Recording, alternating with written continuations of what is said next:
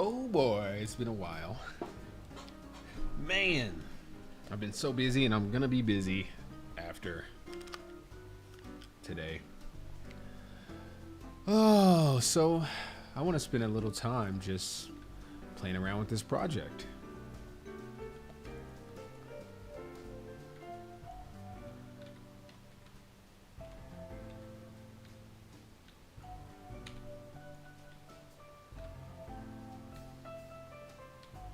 Let's see what our scalability is set to right now. We might need to set it to something. Let's put it on high. That'll give me some performance boost, but also not look terrible. I'm gonna pause the music for now, and then we're gonna turn on the controller. Oh man, I forgot to set up my camera.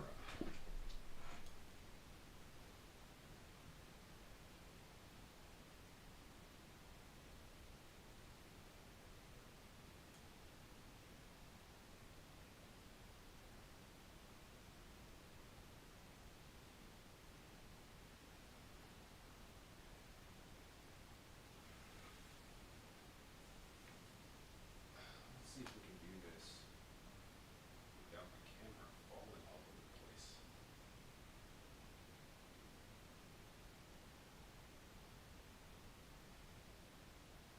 That should work all right, I guess.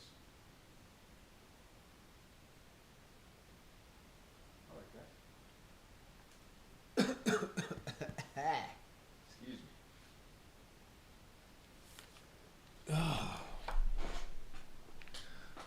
Oh man. What it do? It's your boy Corey in a turtleneck.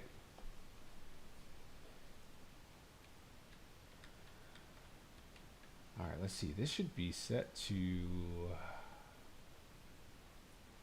Those reflections look so dang good. Let's go lighting. This should be set to what? Let's figure that out. Sky, ultradynamic sky. Probably something around 1700.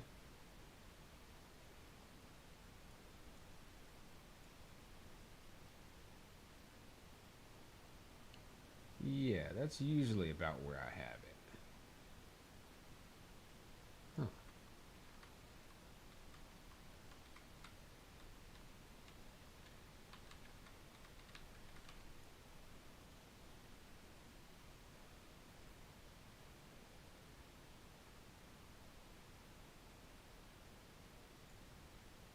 All right, now I gotta check to see what this material is set up like. Translucence gray, transmittance. What happens if we change it to color?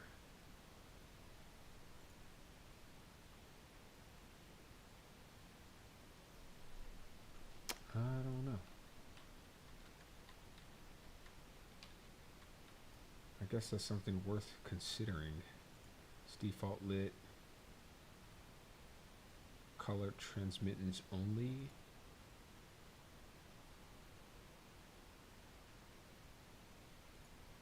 Let's keep it as is. Let's not make any significant changes to that right now. We'll figure that out later. But let's do a quick playthrough. Let's turn that off immediately. Let's just mute it. Mute it. And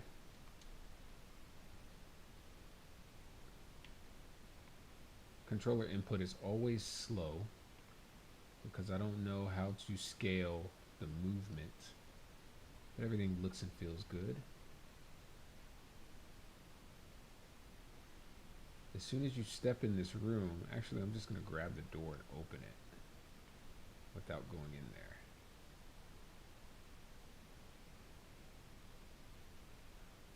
Yeah. And then you walk in, there's a block here that makes the text go invisible. Oh, it's so beautiful.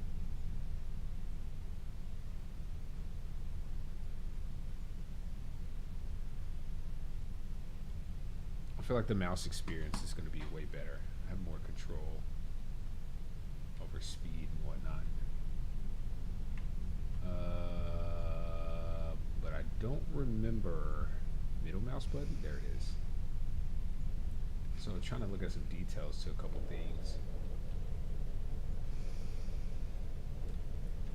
Can't tell how this translates over to YouTube.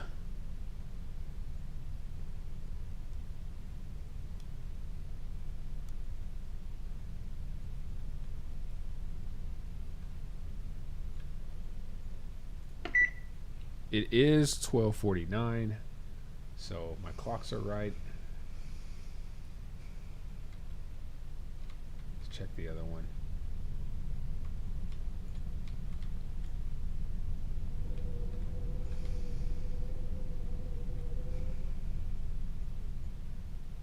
I gotta fix these windows though. Or for whatever reason in the game version, they don't stay up. When I run this as a standalone game, export it to Windows. Oh, I just remembered I need to fix something. They don't stay up. And my light box is not the scalar of my light, rectangle light is not 0. So Control E. And you'll see what I mean here in a minute. I open this up. If you look down at the table or inside of the TV, you can see the light, the rectangle light from this fan. So rectangle light, let's set the specular scale to 0. And that's something I needed to fix in the packaged version. Easy breezy, beautiful. Now let's run it back.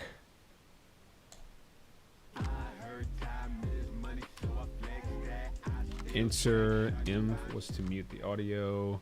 To see the time change, I can press this.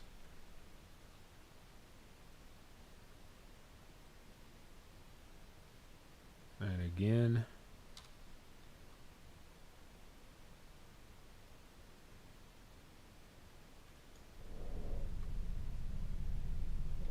I do want to adjust the volume of these vents, maybe.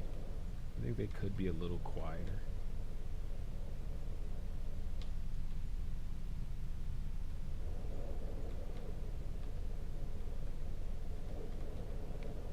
So I'm loving the reflection quality on the windows and the fact that you can also see the reflection on the table at the same time. I got all my project settings like ironed out.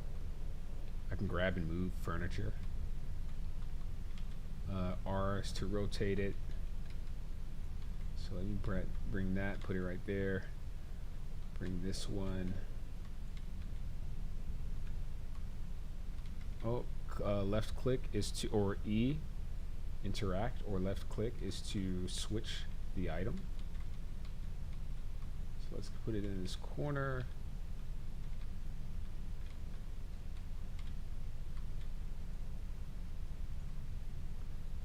Rotate it. I can move the table if I want. So basically everything can be changed up. I can click on these and change their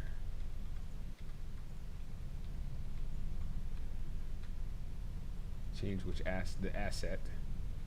Put that back down. Open these doors first.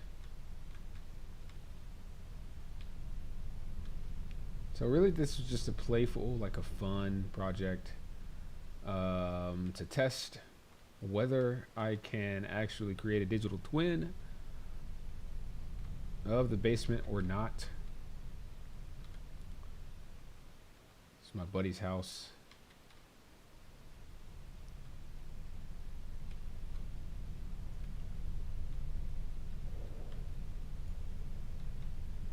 Testing out some physics, seeing how easy it is to implement these tools.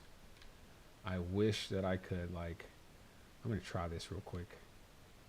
See if I can do this very slowly.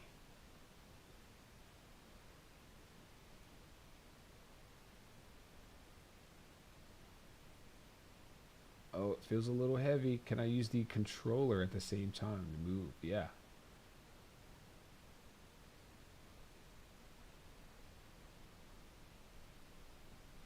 Oh, oh, broken dishes.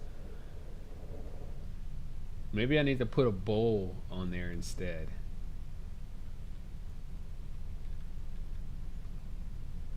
Mind you, this is all custom. I didn't know how to do any of this um, 2 months ago. And I wanted to challenge myself to get a full set of features, which then I could use to expand and, like, you know, maybe create some experiences. Like, you know, obviously this is meant to be an experience, but also put out a project that has all these features kind of built into it. So look at the light right there. Dynamic lighting. Nothing's baked. I don't really know how to bake anything yet. Apart from not knowing how to cook, I don't know how to bake lighting very well. And that is going to be my next series of videos to watch. Things to learn is how to bake lighting.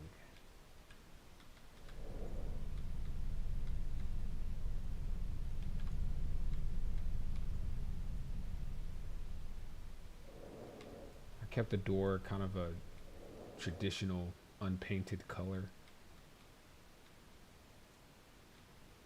I did simulate physics on the golf balls, but I decided against that, and I baked the transform of the golf balls, as well as I put all of the balls into a single static mesh. I don't have the AC yet, but that's next. I'm going to come in here and build this out. Maybe I might just not. I might just say forget it and leave the project as is.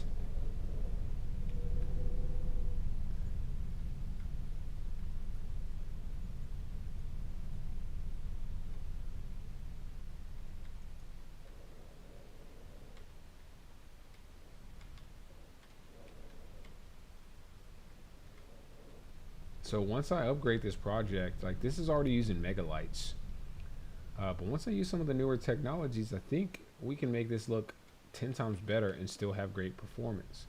My goal is to also bring in physics on the chairs, like the office chair, and set it up to where the wheels actually work, so you can roll the chair around and pick it up. And then I want to learn how to do animations so that I can interact with, you know, the furnishings. Sit down on the chair, regardless of where I move it, even with physics enabled. I want to be able to get in and out of the bed. Right now, the chair is just a static mesh, just chilling there, because I don't like the chair. I'm gonna replace it. The mesh, I just don't think is a good quality enough chair.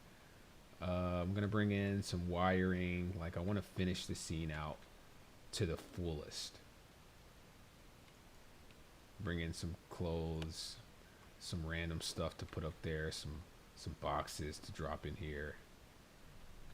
I want to make the drawers operable so you can open and close drawers and cabinets, kitchen cabinets, bathroom cabinets, see the piping, see everything. I want the whole thing to be complete. If you, without knocking down a wall, if you can see it in real life or do it in real life, I want it in this project. I want you to be able to open the oven, open the service, you know, the drawer, the warmer, right? Open the dishwasher and pull out each of the drawers. In this room, I want to set up a projector on the ceiling, so I put that little plate there. So I want to mount a projector here, have a real projection image on the wall, and be able to kind of walk in front of it here and then see your shadow on the wall. I want to be able to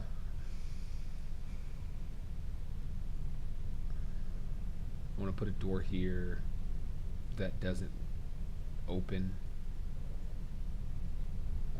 Water heater is supposed to go in here. So this floor sits on its own power, its own hot water heater.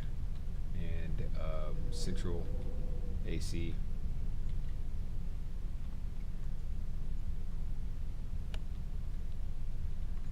And the other thing I wanted to do was create inside of the garage a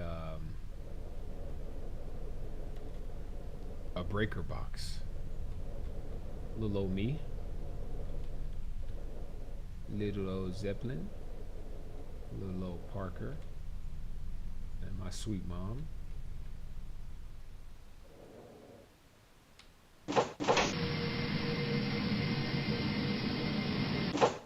For some reason, this doesn't have a collision, so I can just walk through it. So I got to figure that out. This is simulating physics as well. That took me a whole day to figure out how to do.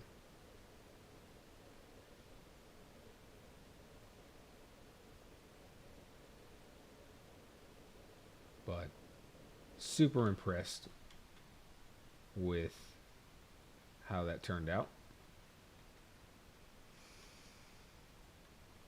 It's looking a lot better than it was. Golf balls, golf cart. I thought about doing physics on the golf cart, but I figured I'm gonna get rid of it or put a real car right here.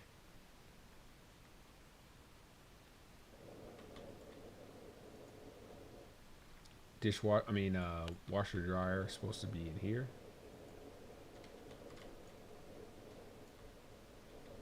As you can see, I added this little grab icon. Initially, I had the walls in the same blueprint as the doors, like the structure of the house. And you would see this grab icon if you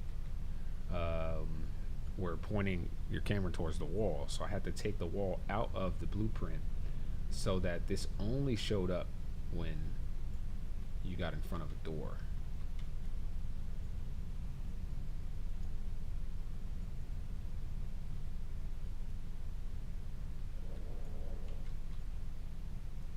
Did a custom collision setup on the fridge. And I just wanted to stage the scene with a few items that I could interact with, just to see how far I could take the project.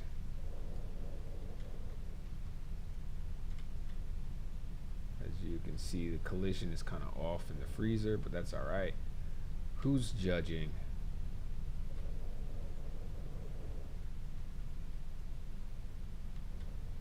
I do think this is a very cool display of like interactability. Whoops, threw a fork around. I'm gonna have to set these up to where you can't stand on them. And that sometimes like messes my character up if I intersect them, I guess. Uh-oh. A spoon trying to fall through. It's stuck. There it is. We got it out.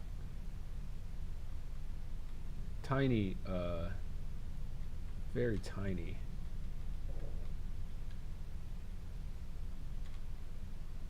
Collision box.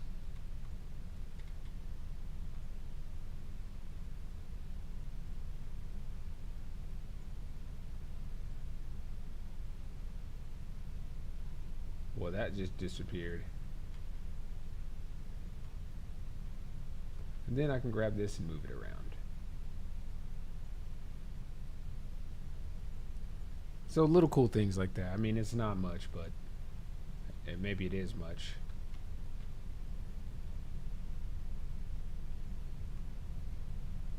I didn't leave physics on the Legos, but they look good at least.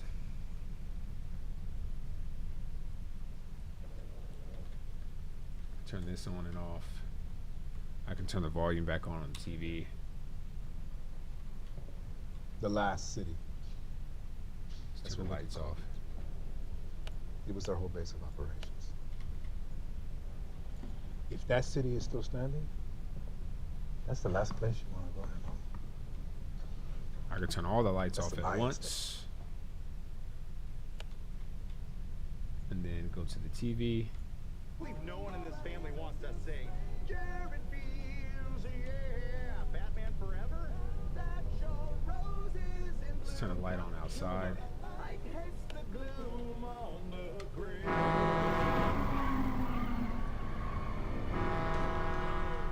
He's come back to kill us.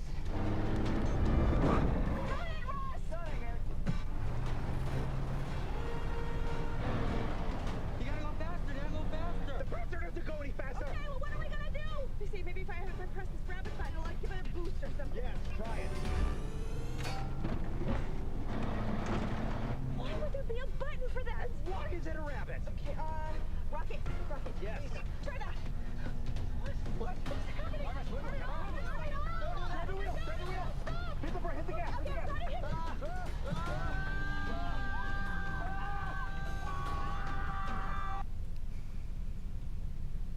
hit. Yep. Wait, I'm the Lorax, guardian of the forest. I speak for the trees. So you're telling me you just didn't see me magically appear out of that stump? Let's With all move the that lightning back. and thunder? One thing I haven't finished are the light switch or the light fixtures for the staircase. These sconces right here. The lights look kind of good, but there's nothing in them. Like I haven't finished the design. I did a live stream where I showed the process of taking the measurements and turning this into a static mesh for Unreal Engine. And this is essentially what these sconces look like, minus the material. I just found a random material to put on there, but that's not what the materials actually look like. But this is what these sconces kind of look like. There's just a little bit missing off the top and on the inside. And I didn't want to go through the whole process of building that because I felt it wasn't as important.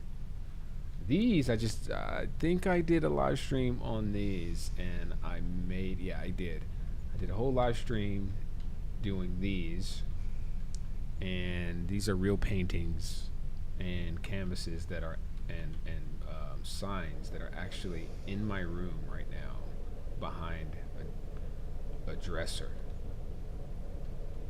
Shout out Connor Ryan, shout out Feeling Memphis, and shout out the Walking Pans Curiosities. But I would like to bring more real products into these digital scenes, and work with some of these local companies to showcase real products in these virtual twins. Let's change the time of day. I'm going to turn the lights back off.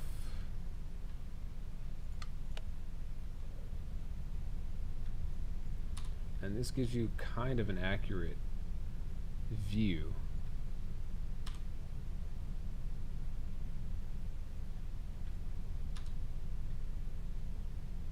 I guess it goes day. It cycles between the two unless I go in the opposite direction. And then look at how quickly the like lumen indirect lighting updates the scene. It's just I saw something yesterday called EMUVR, I think is what it's called, which is an emulator. Oh my gosh, it's amazing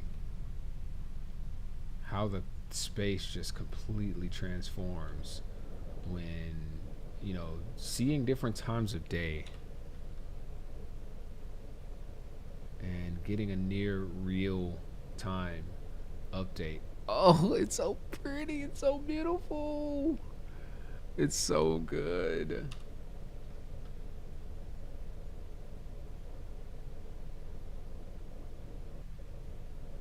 So I want to do another scene that has an atrium in it, where light's kind of coming in from the middle too. And this is really what I've been shooting for, is like a full real-time project. It's looking pretty bright out there. Let's go and get a ball.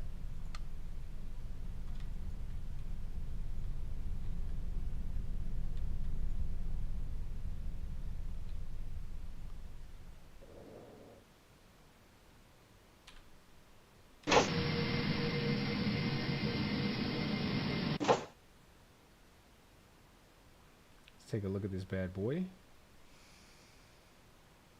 And let's rotate her.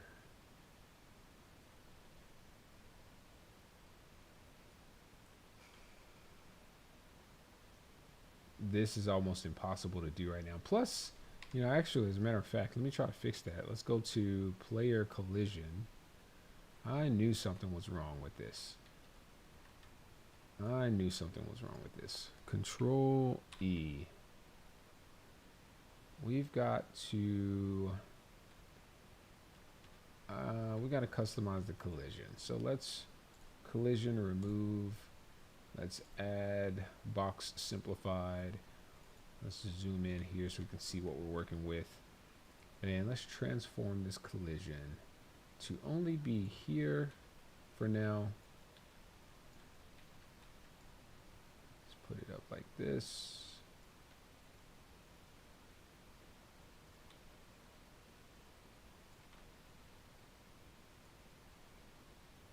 And let's see if I can duplicate it. I can.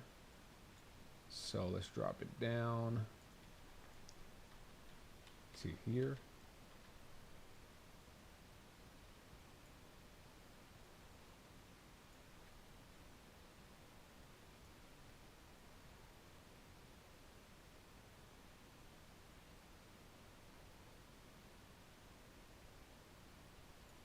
Accuracy, I guess, here doesn't like matter so much, but what does matter is, and this is probably the harder part of the whole thing, is being able to get something that sits around this ring right here.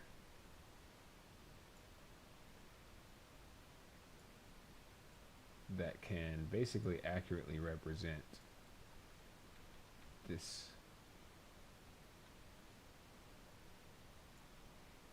The roundedness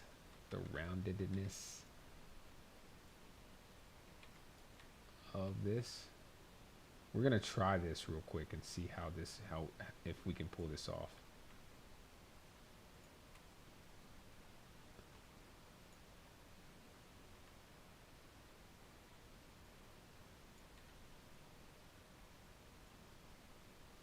And of course I can take a static mesh. I could, to keep it a little more performant, I'm just going to do it this way for now.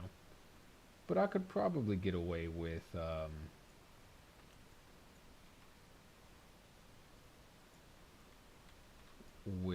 doing a complex collision.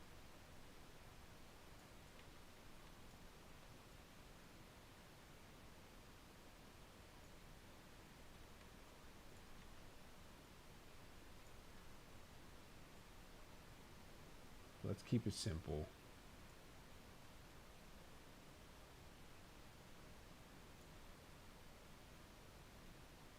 We've got our physics settings pretty amped up, so this could work.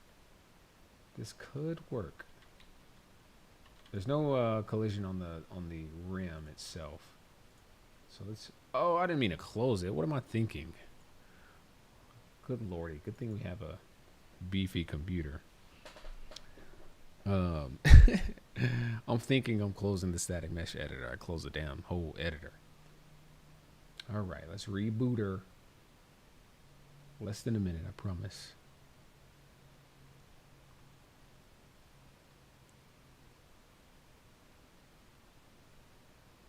Although it is a 6 gig. Probably like 30 gigs at this point. Project.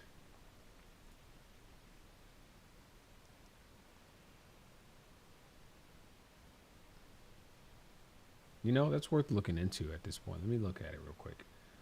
This is under 3D projects, tutorials. Actually, I just need to right click and properties. Oh my goodness, it's already it's 68 gigs. This is 70 gigs of worth of a project. Excuse me.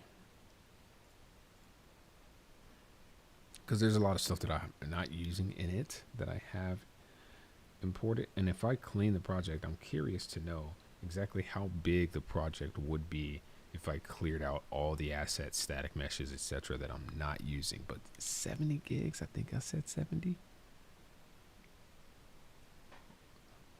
for a single project is crazy. So my downtown Memphis project is in the hundreds. All right, so let's go back to lit and play. Insert M because we don't want to hear that. Oh, the ball is actually outside. Let's turn off everything, including the air.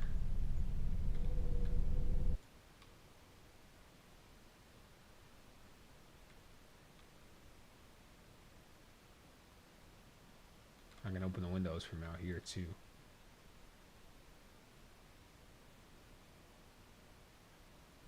Cycle the time of day a little bit, make it a little brighter.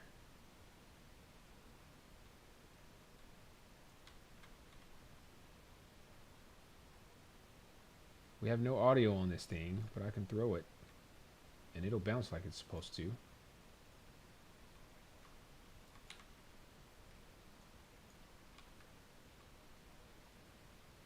Oh, there it is.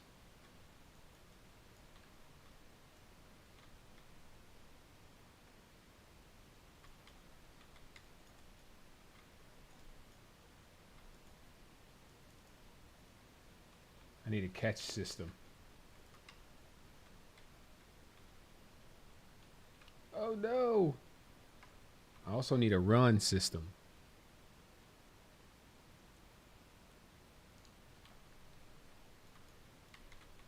Good thing there's friction.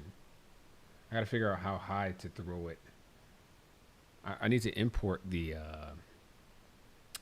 game animation sample project in here.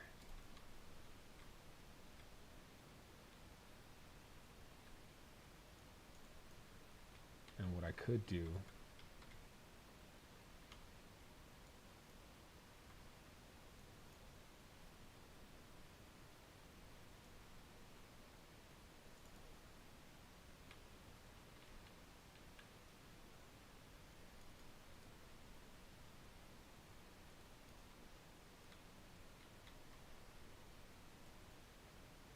ooh, so close.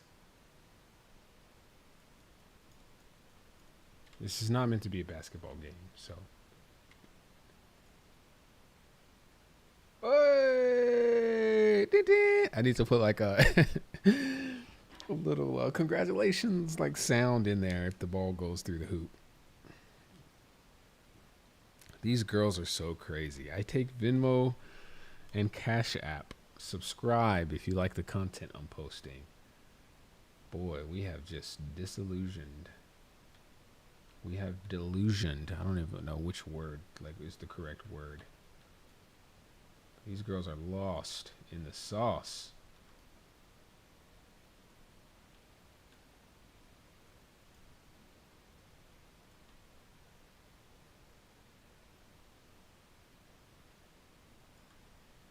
Oh, where's my ball go?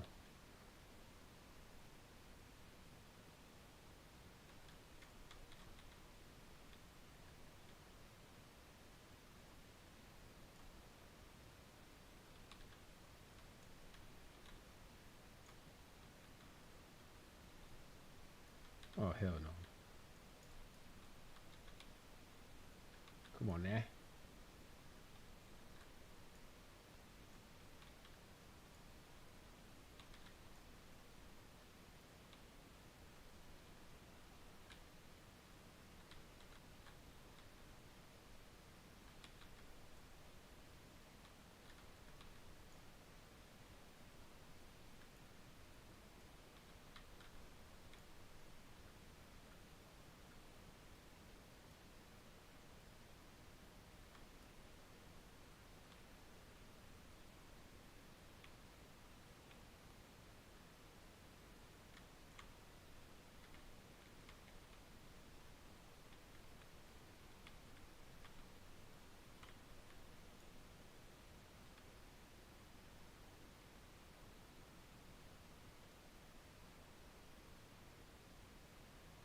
guess with every object I put in there, it does get heavier. So I can't pick it up as high. Like these physics calculations, if you really work on them, can create something that's super accurate. Now, I'm not going to go as far as to create like chaos destruction on stuff like plates and whatever. But this, like in its current state, is pretty impressive. There's one more thing I wanted to do, and I forgot what it was. Let's unmute the audio and turn one of the TVs on. Alright, eyes are adjusting to the darkness.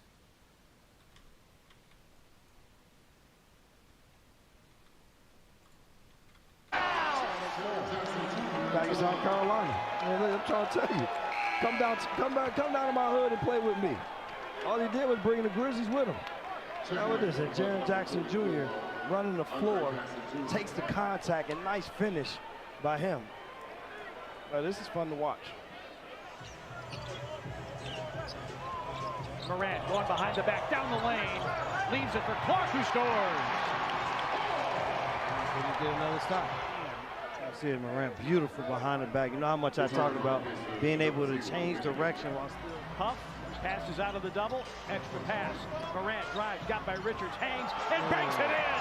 Somehow, otherworldly athleticism from Ja Morant to give the Grizzlies the lead. Box out underneath, but here's Morant again. The ability to adjust, but it's the hang time and glide. He started outside the paint on the left side. The thing for the Grizzlies is you don't want to abandon attacking the Charlotte Hornets defense. Oh, Morant! Yes! Yes! Yes! For this Grizzlies team, but it's all started with this here is the lob, and you know exactly what Morant can do. Somebody throws it down behind him. Conchar, back tap rebound. Morant will. All right, that's cool. That's cool. That's cool. That's cool. That's cool. I do want to be able to click something on the wall to turn these walls off, though, because I love what this looks like when the structure itself is hidden. So I want to set this to hidden in game, and I'm going to hit play. I'm going to mute everything immediately. Let's hit enter, and let's check this whole thing out without walls. So if it's hidden in game, that gives me this like super, I don't even know how to explain this, but I've had condos that kind of have this look and feel, 100 years old. We used to be like a warehouse or a brothel or a motel or something. Old brick is just wearing off, asbestos in some of the rooms. But when I disabled those walls, this like really inspired me to create that look and feel where it's got the high ceilings, exposed like HVAC system in the beams, the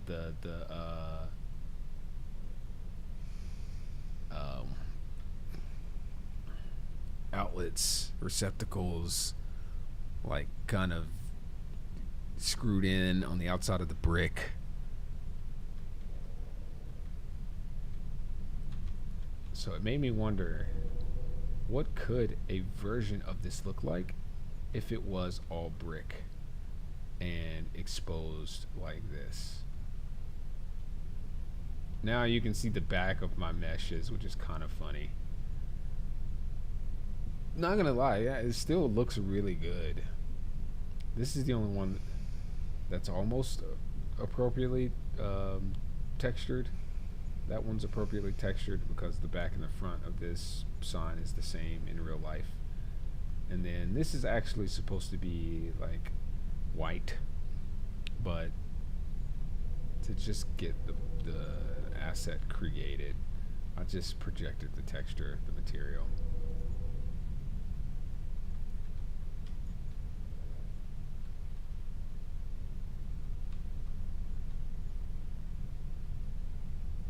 this whole setup, like, it makes me want to do an apartment scene that is a mix of exposed brick and like sheetrock walls to create those separate rooms. Now in the garage, the paneling is on top of the sheetrock for the structure, so that's not showing as hidden from the game. But I think all of this is really cool, and you can see the pictures on the back of the picture frames too. I didn't go so far as to like model the back of them because it was unnecessary. Nobody's ever gonna see most of this stuff. Although I did put a power outlet behind the TV like it's supposed to be. And that is my actual TV that's right there. This is the same TV that's in here. Samsung.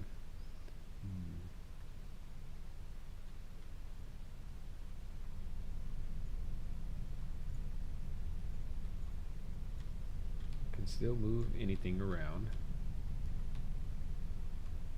Not anything, but. And that's a system that I really need to optimize, because I want you to be able to do that with every piece of furniture.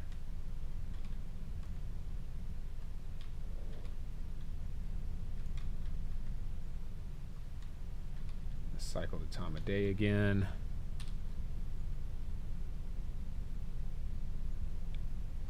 And let's see. Maybe the other time of day would be better. I wish I could just pause it right there. That is super bright. I mean, that works. There it is. So now you can really see what this furniture looks like. Let's not forget, we're on medium settings since we're streaming.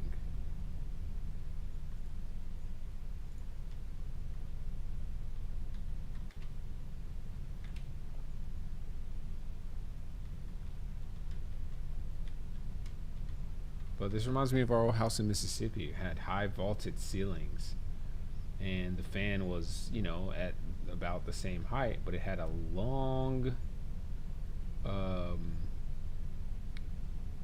know, pipe or whatever you call it, that brought it down to a regular height.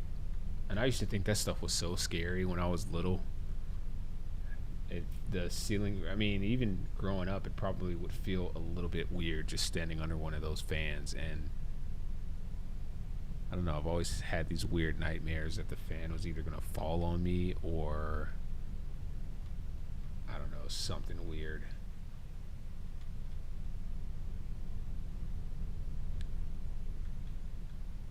Let's turn everything off. And then, like, oh man, oh, this just, like, I don't know what it is, but it kind of takes me back. Old condos, houses, apartments that were mostly brick on the outside, tall ceilings, and, you know, the lighting wasn't all LED. There was a lot of natural lighting because some of the lights, you know, were what do you call those, lanterns. Some people still had lanterns and candles, and this just like really, this natural lumen that shines on these bricks like makes me feel like I'm entering one of those old spaces. As well as the condo that I had downtown, it's kind of the same thing, a mixture of 100-year-old brick and repurposed or like remodeled interior, where had these dividing sheetrock walls.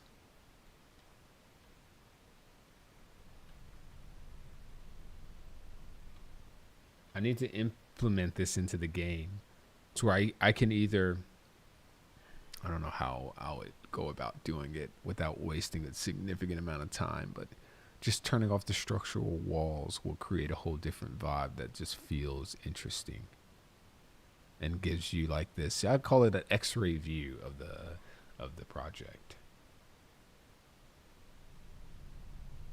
But if I were to do that, then I would want to go back and modify the backside of these frames, these photos.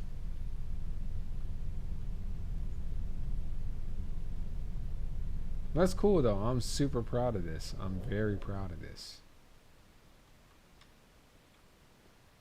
And this is only like 10%, 5% of the house. There's a main floor. There's a technically you can call it a third floor or a second floor. And the other thing I implemented was, along with the time of day, being able to, you know, go to a night mode. I was really excited to be able to figure that out. But I can enable, disable, or, you know, turn on and off lights.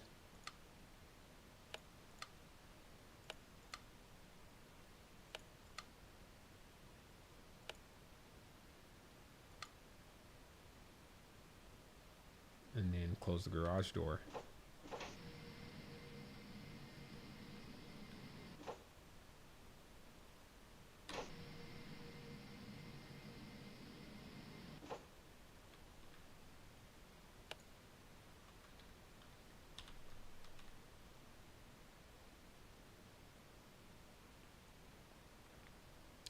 So having access to this in real time is just phenomenal to me.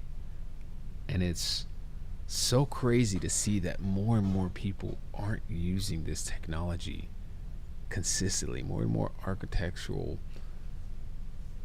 firms, developers, real estate professionals.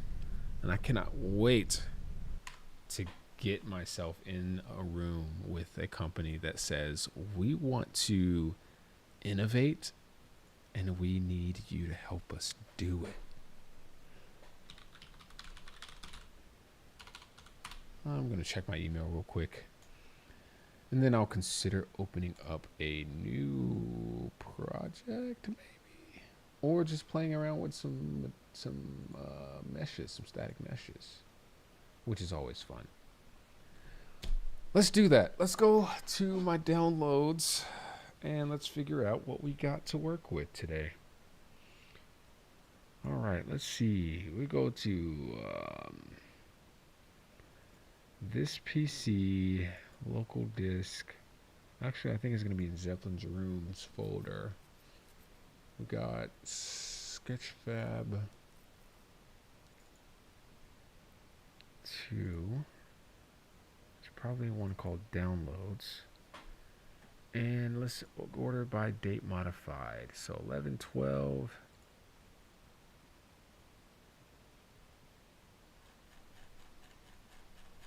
That's a lot of shit. Maybe this is not the folder where everything is. Windmill, ceiling fan, Archviz, window AC. There's a lot of stuff in here that I could use. Let's see, wooden international slam, kitchen table, map, color, world map. A lot of stuff in here. Digital flip clock, radio, wall mirror. Let's look at this. Maybe useful. I really don't know. So right now I'm previewing some assets on another screen and trying to decide. Let's go with this PC expansion, or no. Let's go to Windows. I'm trying to decide if I want to start importing more assets into this project. Program file 86.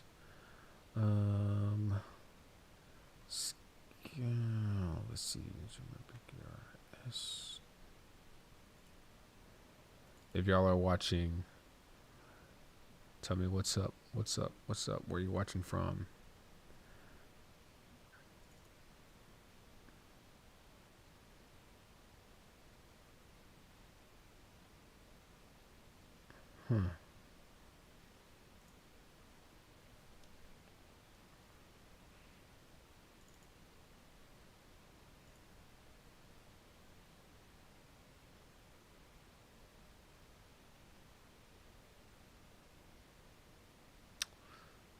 I thought it was in this downloads folder.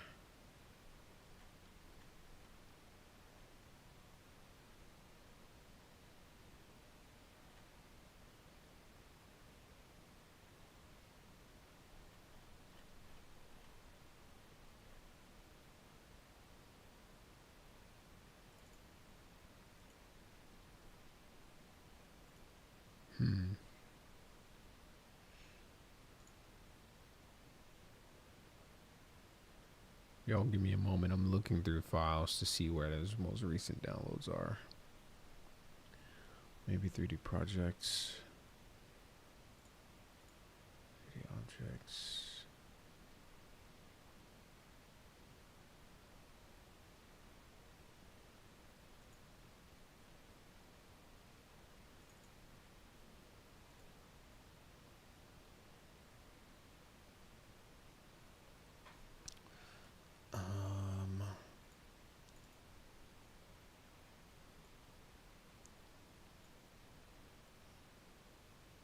What were the last things that I added? Vintage Edison lamp. Maybe this is everything. It could be.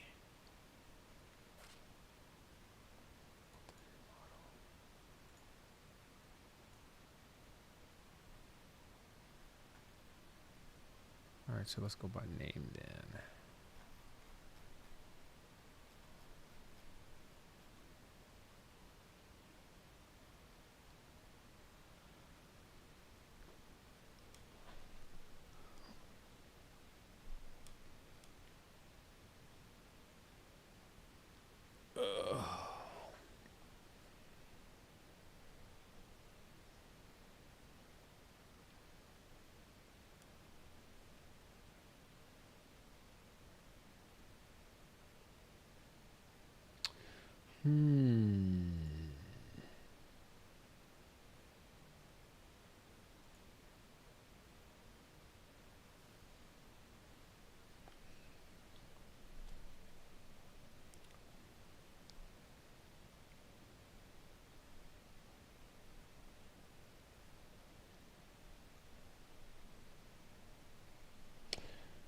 Got a quick text.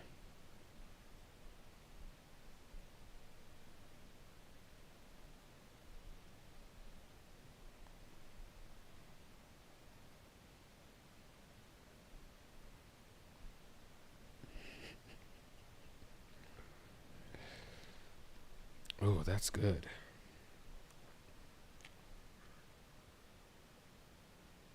All right, so I know I moved everything out of here.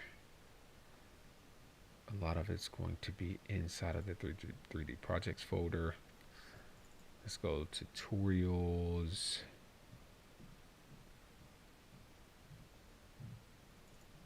A lot of stuff from SketchUp.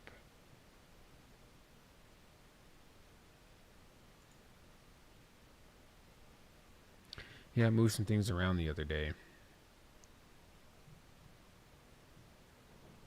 to make room on my C drive. And I don't know exactly where I put those items, and I'm going to find them. Let's go to this PC.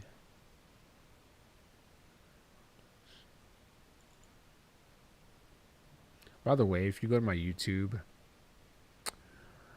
my latest public video at 901 Corey Owens, you can search The Basement Memphis Metas and you might be able to find it.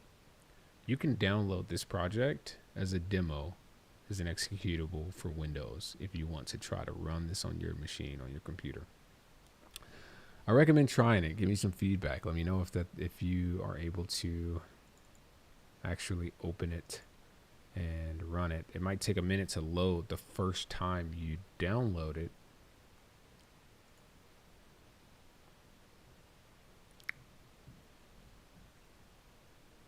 But once it does, I think it runs pretty smooth after it loads those initial texture sets.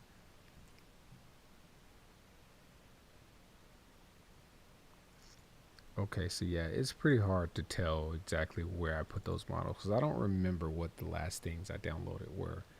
Date modified might not be the best way to arrange this. Let's set this to date created, and I think that would probably be helpful. So 1015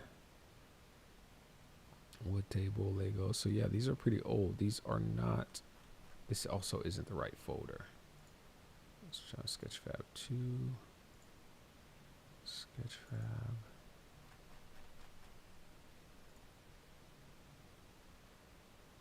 It's in downloads.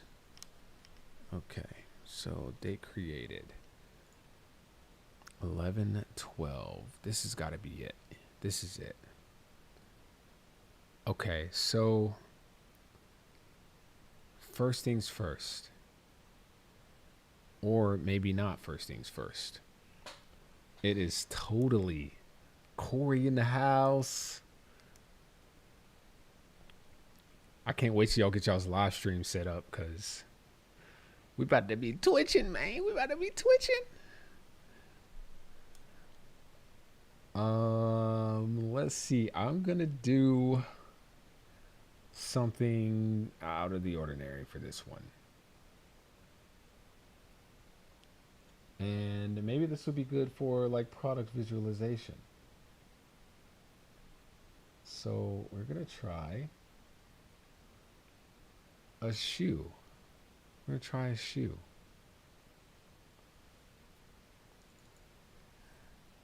I bet Sonny is so excited.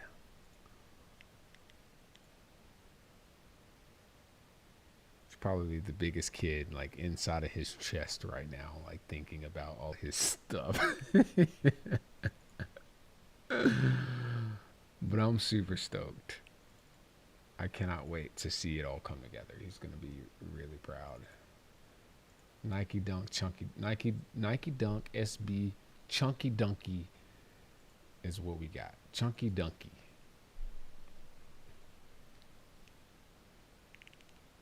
Nice. Man, it's just like the anticipation when you receive some parts and not all of them at the same time. That's funny. And then you're waiting for like the last thing to show up. Like, come on, come on. All right, so what I'm going to do here, I'm just going to save this. We'll do a file, and let me just pull up my second screen real quick so we can see what's going on. File, export, FBX. We want to do X forward and Z up. So let's go down, geometry, normals, smoothing, face, Z up, and X forward. And I don't know if that really changes anything. I'm going to put this inside of my Zeppelin's room folder and Sketchfab 2, and we're just going to call it Chunky Nike SB Chunky CHUNKY CKY and export FBX. Motherboard is the last piece, and that comes mid-December. Oh man, what a bummer, because that's the main thing he needs. He can't really even start doing anything without that. So what came today? Do you know? For everybody in the chat, I had a friend commenting on my video on Facebook. Her husband ordered a computer and is anticipating the arrival of all the individual parts, and says that the motherboard comes mid-December. Damn. I want my motherboard. All right, let's see here. Let's go to Zeppelin's room, Sketchfab 2, and Nike SB Chunky. What I have to do here is under imported assets, we're going to add in closet, I think I'll add a folder in here called clothing. I don't know. We can change this up later. And a folder in here called Nike SB Chunky.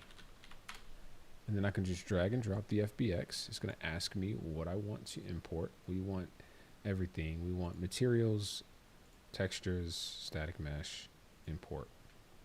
It'll bring in probably multiple materials. Got the she says they got the CPU, power supply, liquid cooler, headset, and mouse. That's pretty good. That's a good care package. That's a good care package.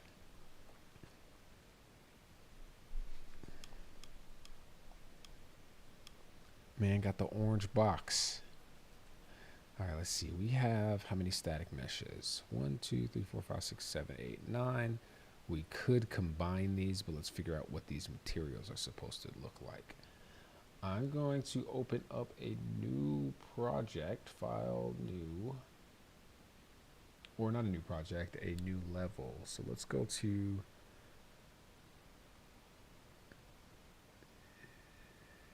new level. This is going to be a basic world.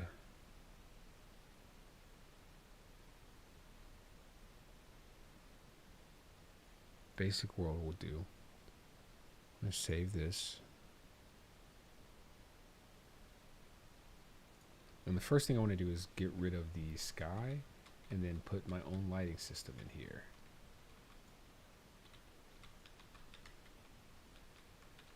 I think, maybe I can keep the lighting. Let's grab a third-person character or first-person character, drop him in the scene just so I can have a scale reference. And then I'm going to create a box. Modeling mode. Or maybe just a rectangle. Let's do a box. Don't really need to tie that to anything, but I can enable snapping. So let's cancel box. Let's drop a box right here. And then we're going to do favorites, polygroup edit. Let's bring this bad boy out to there. It's probably not going to be big enough, so let's just make this joint big. We might have a couple models that we want to bring in. And what we're going to create is a cyclorama. So let's bring the floor out to, let's say, here. And the height to here. And then we'll grab this edge down here and do a bevel. Subdivisions, I can probably set it to like 30, 50, 100 even. Set this to 500, 400, 250, 100. Let's go 250.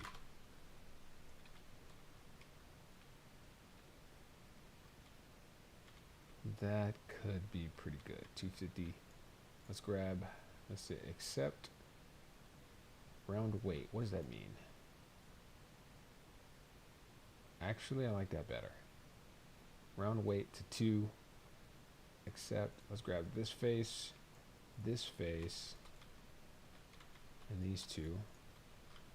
Delete them. And then I'm going to grab these 3 faces and reverse them. And so flip faces. And then recalculate normals. And then accept. And then I will set the projection. Project UVs. Set it to box. Auto align fit. This is fine. Let's do like 500 by 500. And accept. And then I can take like a white wall material. So let's go into my content browser. Material instance. We're going to search wall. And ceiling paint white, I think, is what I used. So let's Control E. Apply ceiling paint white to this. Let's zoom into it real quick and see kind of what that looks like. We might need to do that in the viewport, actually. Search for the asset, rename it. wall, CY. CO. I'll catch you later, bud. Keep grilling. Appreciate you, Carol. See you later. Psych.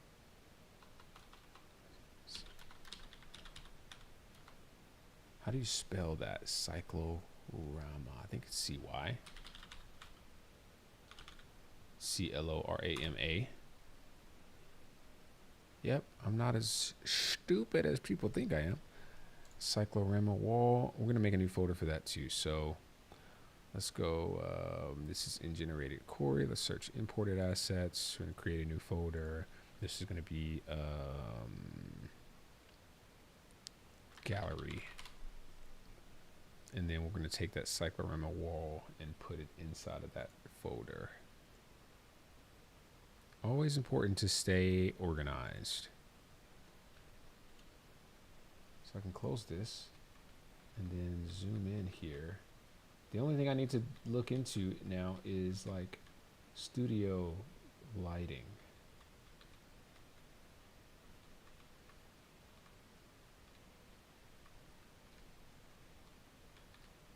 All right, so what does this need to be? And is this the right material? So ceiling paint is not supposed to be ceiling paint.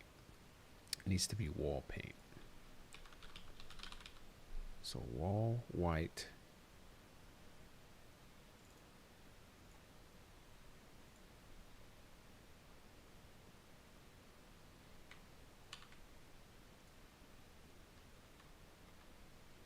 That's more like it. Now I need to adjust its UV projection. So auto line fit, and I think 100 is more accurate.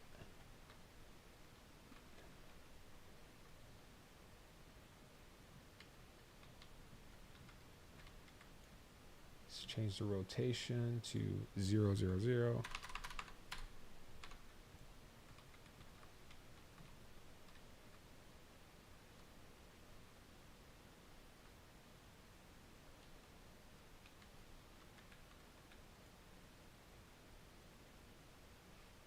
And ceiling paint might do better because it is pure white. But I feel like it's just like, yeah, maybe we should do that.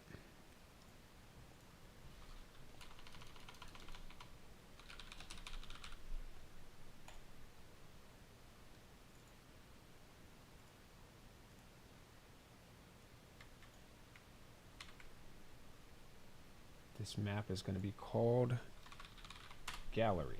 That way I can bring into this scene random stuff. So let's go imported assets, clothing, Nike SB Chunky, and let's search for static mesh. And then all together now, let's bring all this in here. And this is about the correct size if I look at the dude's feet. So super tiny asset.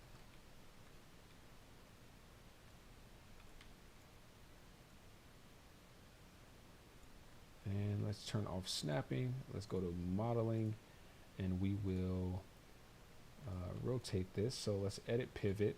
Let's search front and back. Front, back. So we need to rotate this with the red facing back.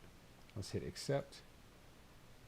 It's going to change the static mesh, the pivot for all of the meshes that I brought into the scene.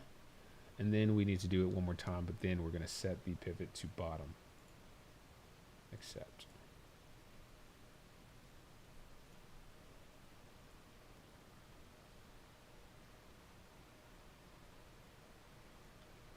So now if we edit pivot and go click front, it's backwards again. So bottom, let's rotate it 180 degrees.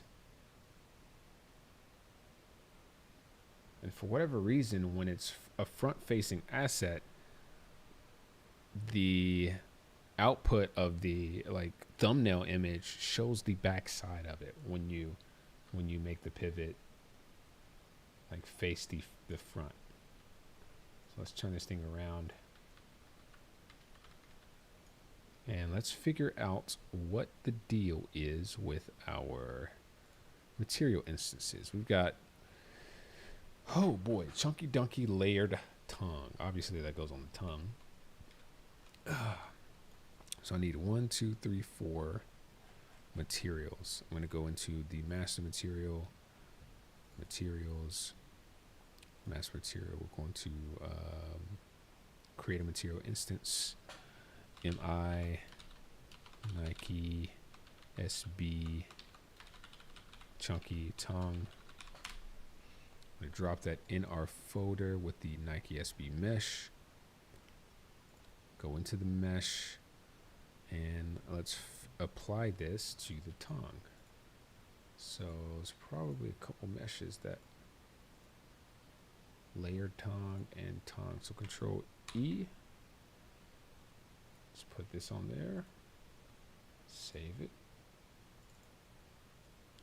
And as you can see, this is the mesh that modifies. So I need to figure out Nike SB tongue. We got a roughness, and that's it. So we're missing some materials. Let's go to textures.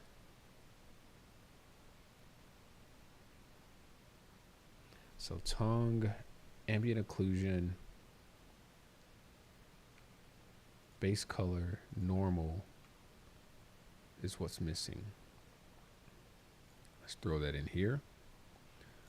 All right, so AO. Let's go to kind of tedious process, but that's okay. We're here for it. We need to go to the material. Enable ambient occlusion texture. We've got an AO, base color, roughness, and a normal. We need to enable in textures, normal, ambient occlusion, roughness, and albedo.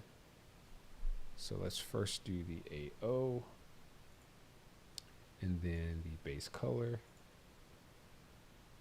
the normal, and the roughness. We can adjust all those other things a little bit later. And let's save that. And then one thing at a time, we just go through the whole process. So now we can delete Chunky Dunky Tongue material, which, I don't know, I don't think anything's applied that's applied to anywhere else. But before we do that, let's do layered tongue. I don't know if that's a different, yeah, there is a different one. So layered tongue, how does that work? Okay, so let's find the layered tongue. So let's take this, duplicate, and then rename it.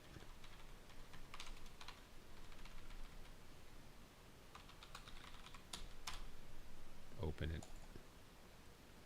With all of those textures enabled on the layered, we need to go into my Windows Explorer and find layered tongue. So we need layered tongue, AO, base color, normal. And we should already have a roughness in here.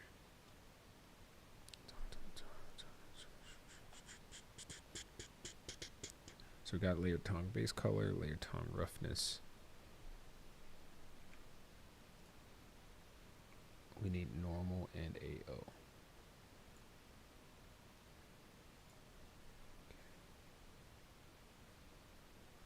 AO. Base color. Normal. Roughness. Control E. And apply.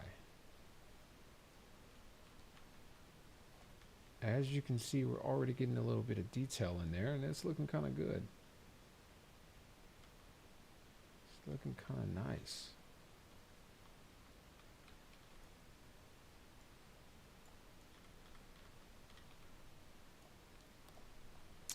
And then we continue with that process until we have it all. let's see.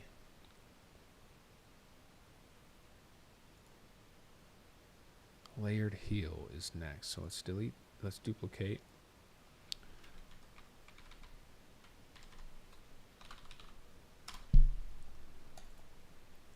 Let's figure out what's missing from layered heel.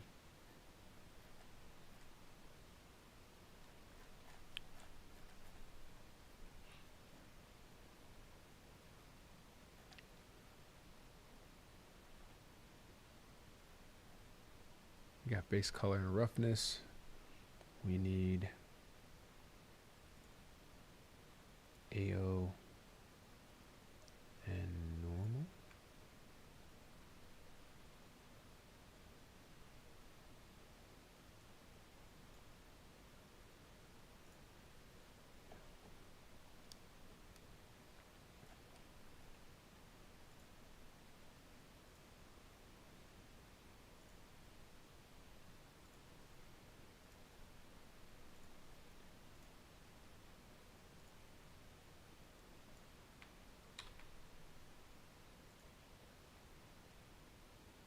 Oh, let me grab the correct one. Layered heel. Go ahead and save it. And let's see. Main. So let's duplicate again.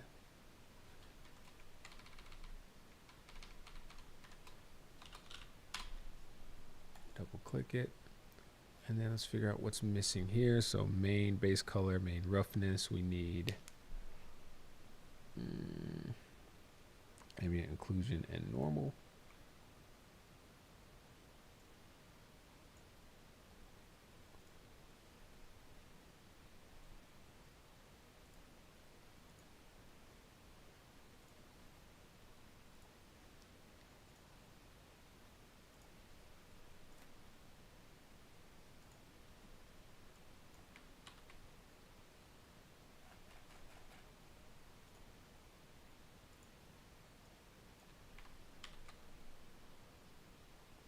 Starting to come along. What's next? We got main. This one is soul. So we need another duplicate.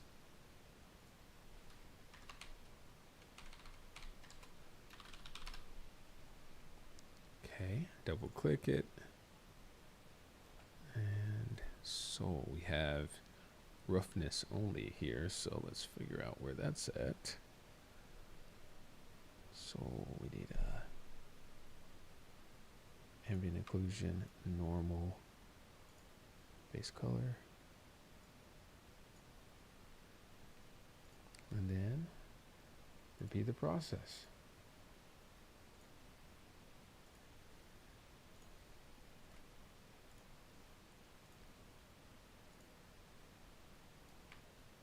Control E.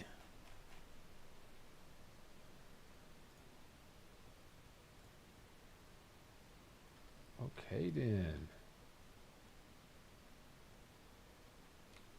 Oh, something's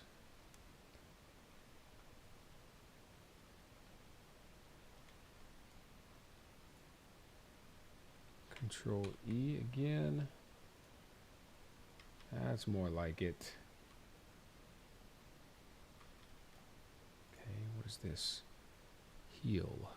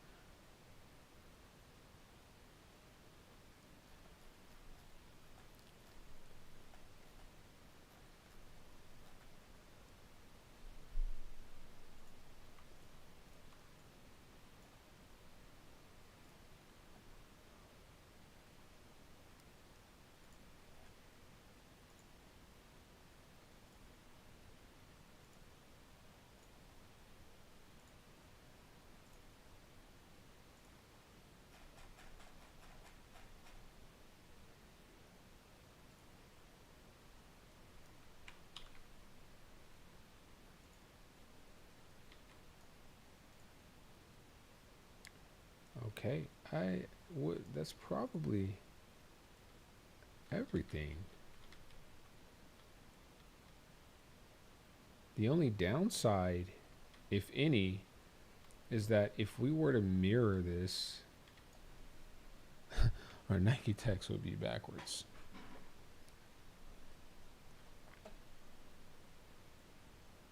So that would require a little bit of custom work to get the mirrored version of this. But check it out, Ben and Jerry's.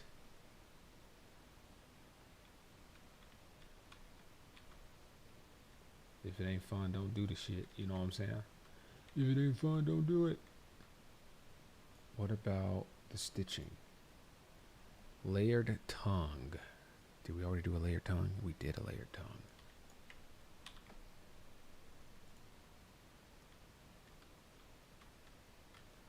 And then this one is layered heel.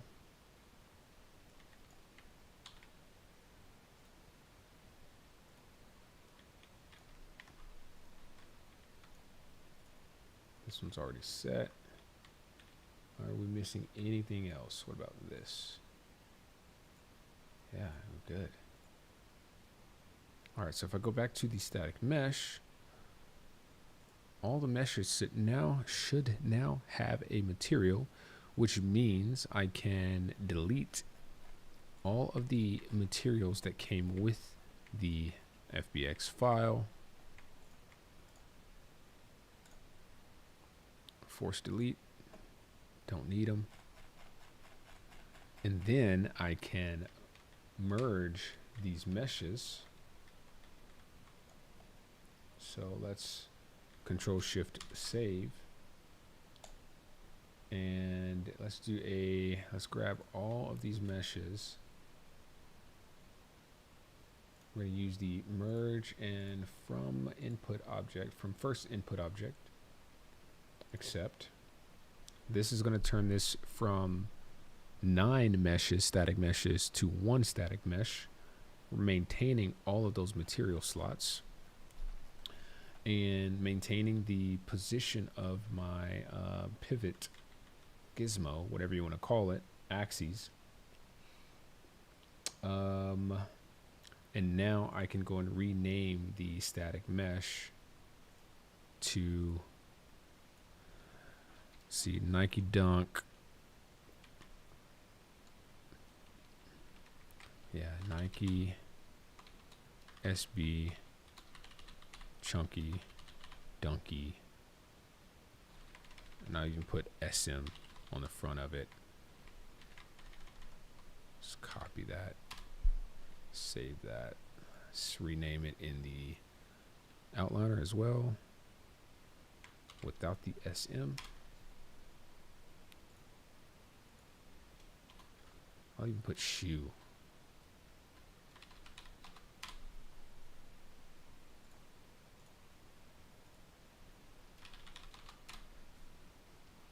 All these other static meshes I can now also delete.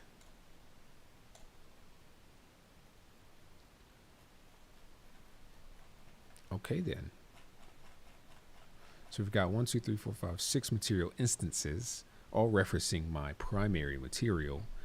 My master material, 1 static mesh, and in this particular example there are 24 textures.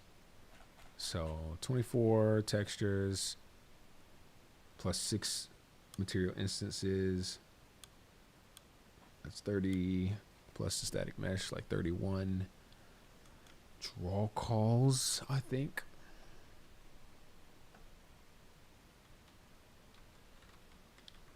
And there we have it, a shoe.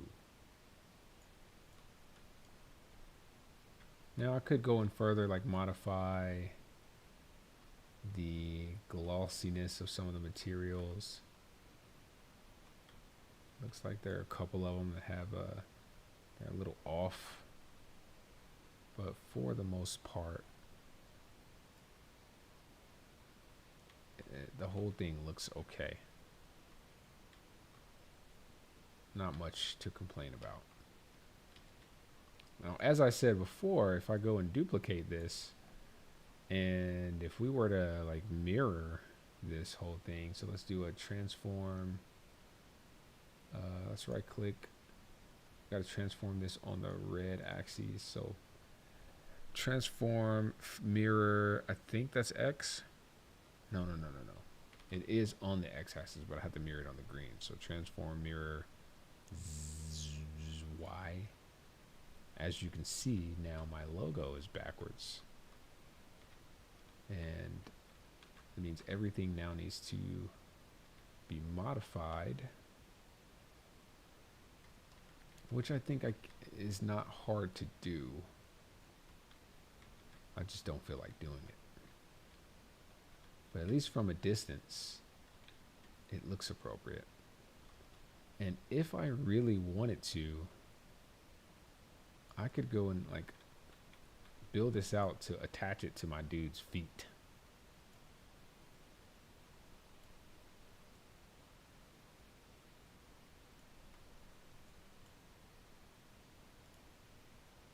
Obviously not here, but as you can see, the scaling is mostly where it's supposed to be.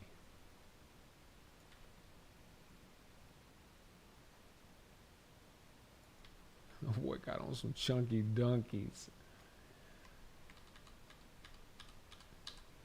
Kind of hilarious. Let's delete that. Actually, we'll keep it for now.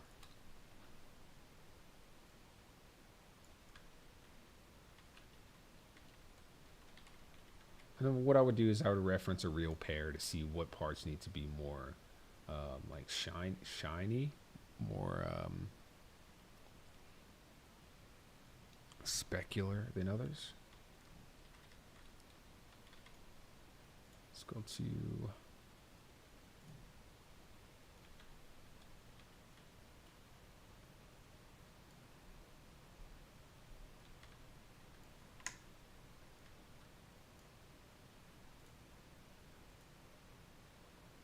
I'm going to disable Control E nanite, hit apply, and then we'll go into path tracer.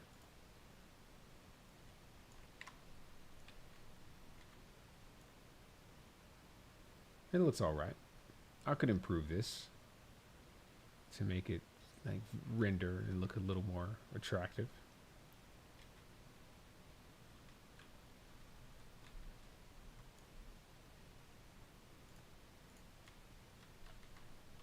Well, there we have it, a new set of static meshes that we can populate in our scene. I could even enable physics on them if I wanted to, but for shits and just to get something in there, what I'll do is I'll copy this. We're going to save this map, and I can actually probably copy, delete it, save it, and open up my basement level. So this is, I use the man as a reference, and then once I get 10 or more objects brought into the scene, I'll go in here and let's see, right click, edit, paste here.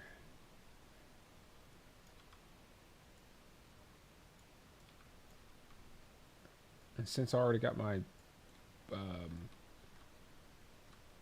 pivot modified, like where I want it to be, all I have to do is paste it into the place that I want it, and it's going to align directly to the surface. So my pivot is already set to be at the bottom of this thing.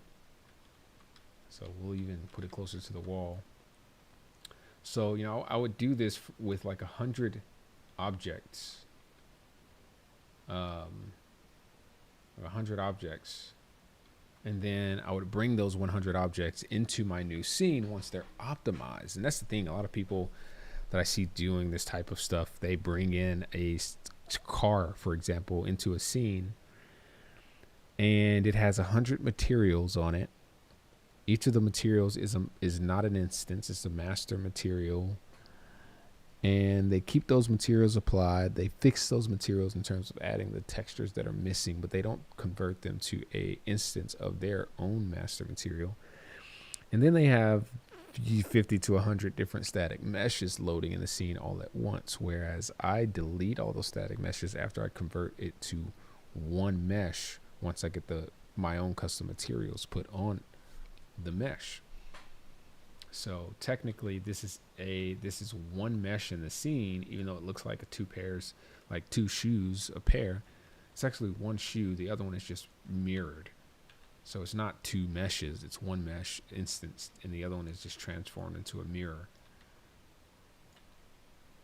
So, you know, we save that, and then we hit play and mute it. And then we just go in there. Let me set this to not be hidden.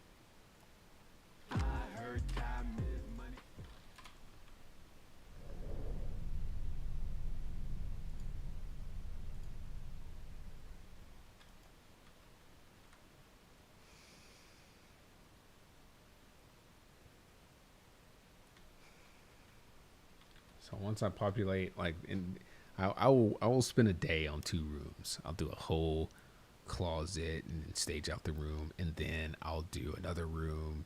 Maybe since I'm working on this one, there's 2 closets. I'll do all the closets if I can with just whatever is needed for that particular space. In this closet, there's going to be electronics for all the audio, which I have to create a like a speaker system that I want to mount into the ceiling, and I want you to be able to actually see some audio equipment here and a plug down there where it would all be plugged up to, so that the projector and everything else, you know, actually appears to be running off of a system that I can wire in through, you know, the walls or whatever, as just as this would be, because there's no, you know, smart TV, you don't need any of that stuff. You just connect the Wi-Fi, have it plugged up to the wall, you're straight. But I think about all those details because when I release the final version of this project and it's completely optimized, I want every single room to be populated with something. So I've thought about it, and I went and added this in here so that I could add those, you know, like a amplifier, receiver, some miscellaneous shit up there, boxes, shoe boxes, whatever. And then in this closet would be more stuff.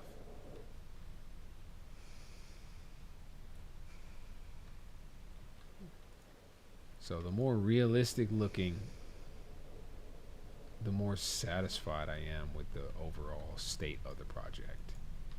And that's really like what I spend most of my time doing if I'm not actually creating static meshes.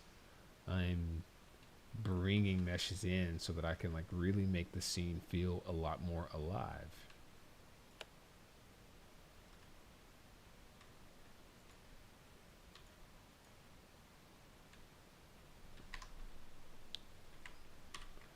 So let's go back, and I'll use the basement. And you know, that's the other thing too. Sometimes that gallery scene that I created gives me a platform to then go and modify my static meshes and adjust their scale without having to have my scene bogged down by a bunch of other meshes that are not necessary.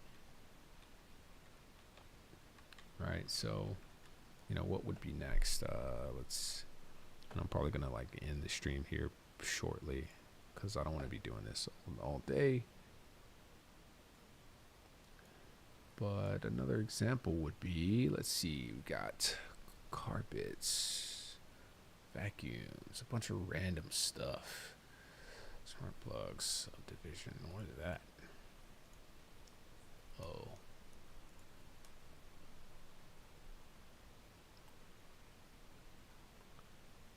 Paper plates, baskets, skateboard trucks, porcelain vent, window air conditioning unit, Finch's Edison, My next scene that I want to do as a passion project is a 90s teen bedroom.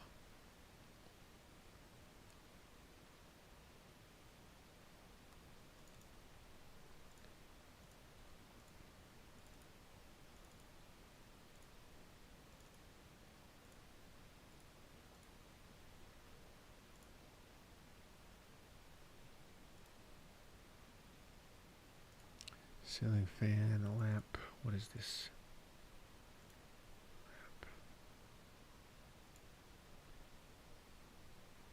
Oh, I have one that's going to be pretty funny.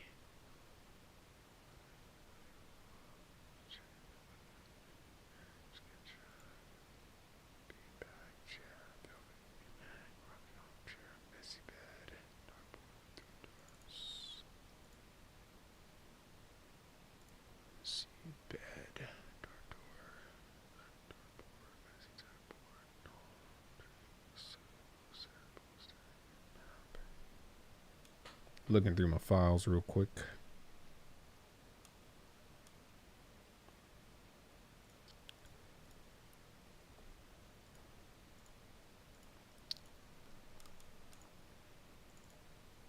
Trying to figure out what I need to prioritize here. Might do one more item before I go.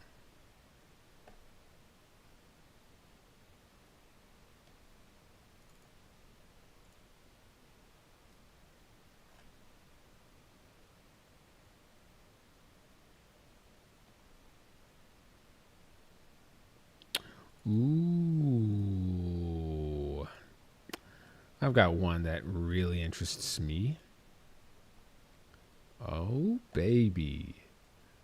Takes me back to just a little over a year ago before I had to sell all my shit for a custody battle.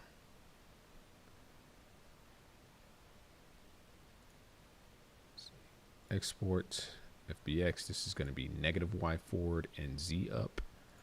So negative Y forward, Z up. We're going to apply geometry smoothing to the face. I'm going to throw this inside of my main folder of assets, and I'm going to call it Gibson underscore ES 335 Bigsby Cherry Electric, and then we're going to put guitar at the front, or guitar electric.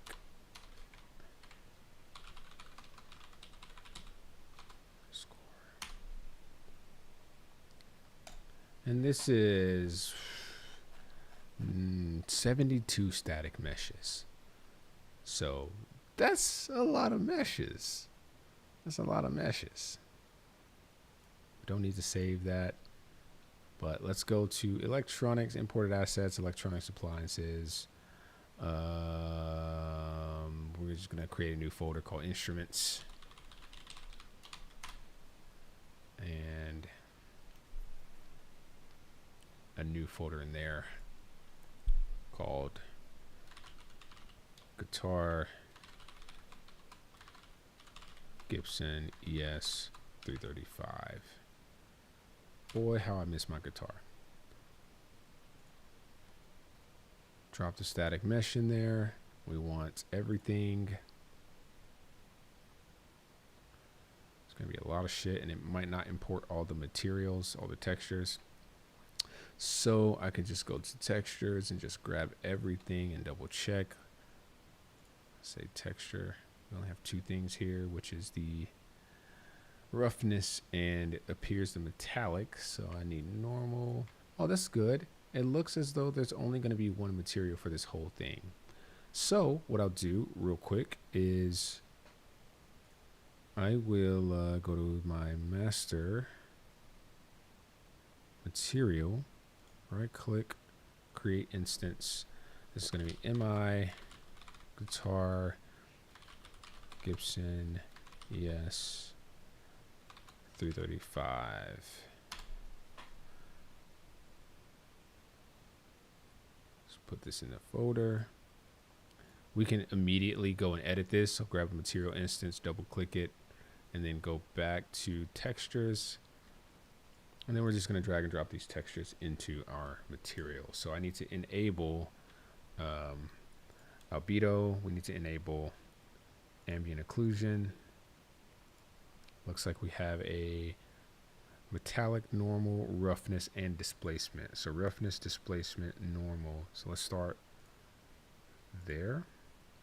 Displacement, roughness, metallic, toggle metallic texture,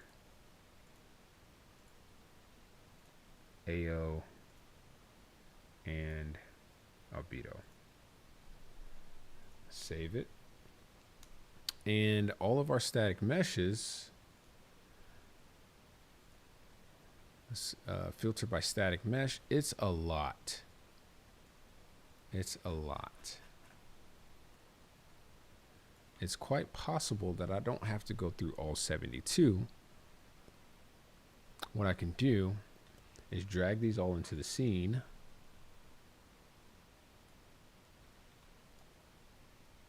Let's see what this is going to look like for scale. And that's why we do this. We bring it into this viewport here. We see that it's like, what would you guess?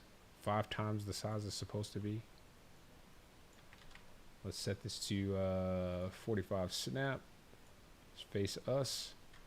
I'm going to apply that material all at once, but first we're going to put this all in a folder. So in my details panel here, I'll click on this folder while it's all highlighted.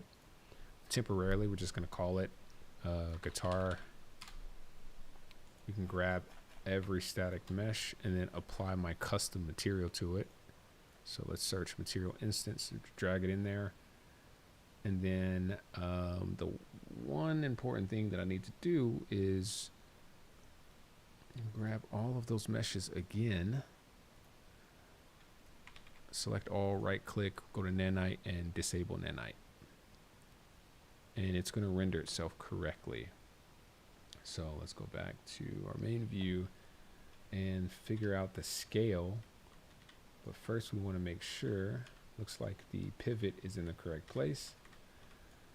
So what we can do now is lock our scale transform and do a 0.25.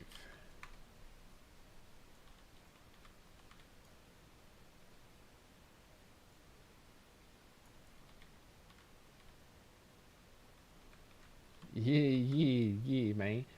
So then I go to modeling mode, favorites, and bake transform.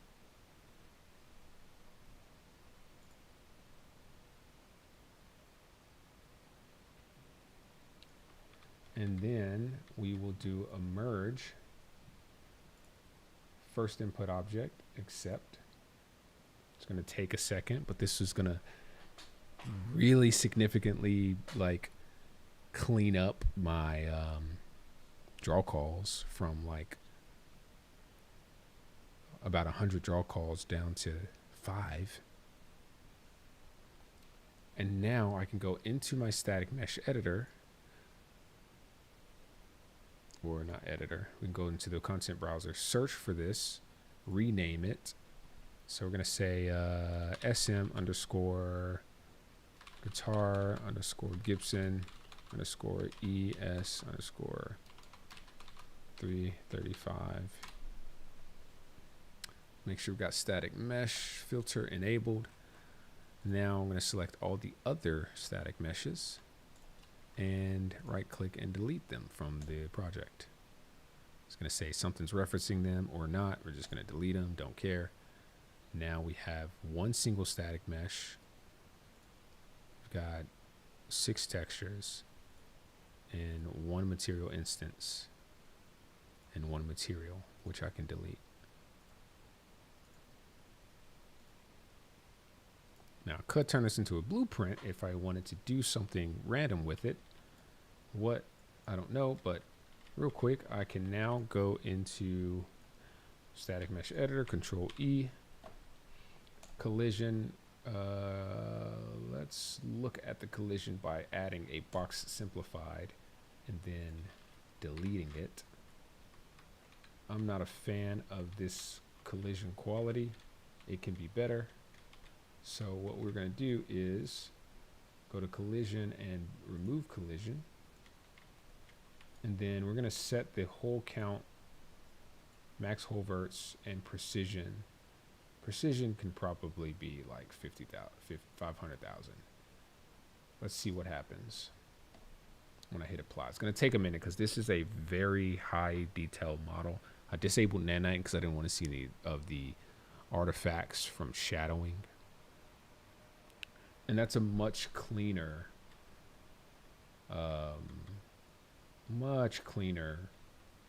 collision. Now with this custom collision, I can, let me see something real quick.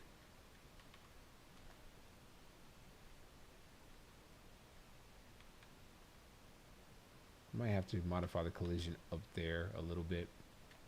With this custom collision, save, I can enable physics.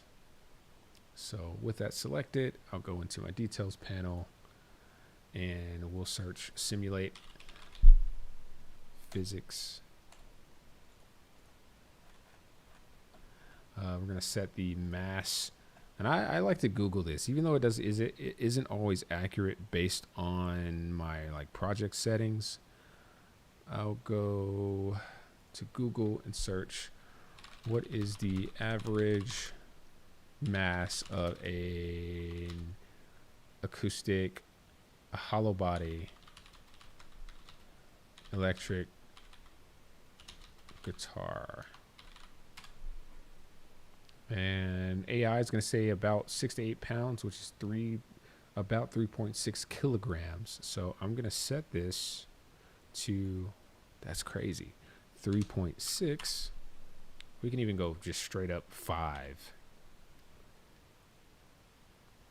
Enable gravity, simulate physics. If we don't want it to move a lot, we can change the damping, but this is good enough. Hit save.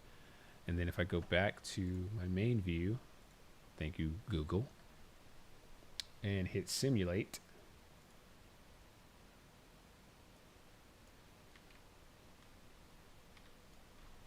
let's access none, interact blueprint, blah, blah, blah. This has nothing to do with this particular project, so that's fine. But let's do that again. Simulate. And that looks pretty real. That looks pretty good. That way I can just go in here, right click, and keep simulation changes and then stop. And with that done, our guitar is now resting on the floor. And we're going to set this on top of something. I don't know what yet. But let's say first I want to go and modify something real quick. I think this could look so much better if I were to go and like kind of separate out the meshes and give them their own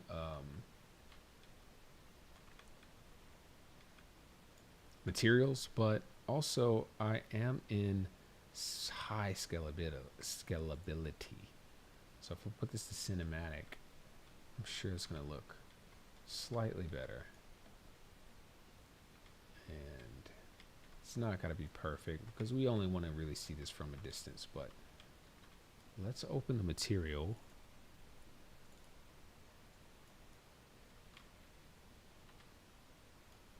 And let's play around with things like metallic intensity. We don't have a base specular, but we do have a roughness, so enable roughness intensity. No opacity or emissive. I'm going to put normal intensity in here as well.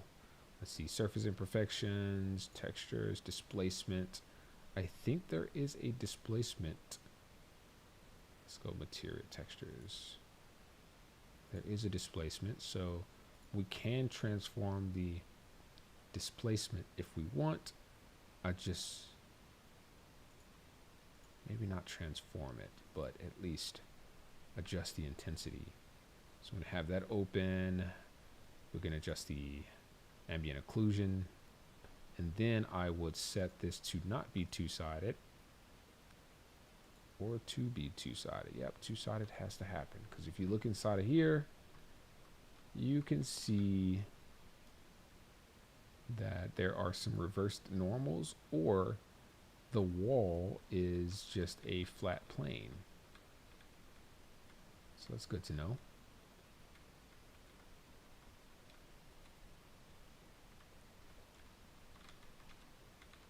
And then we want to enable displacement scaling.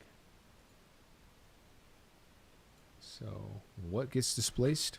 I have no clue. And it could be something on the front of here. So let's set that back to 0.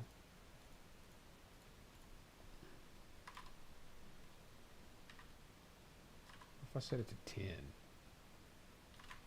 20. Let's exaggerate it and see what pops out, if anything. 0.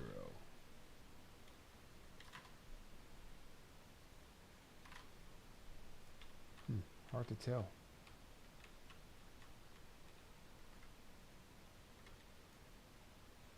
And maybe it's because if I set, you know, let's do something super crazy. Set displacement intensity to 1. Does anything actually get displaced?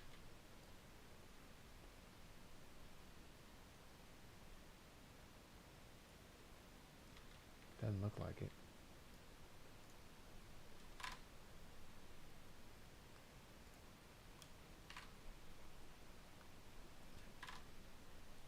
So it's possible we can actually disable tessellation.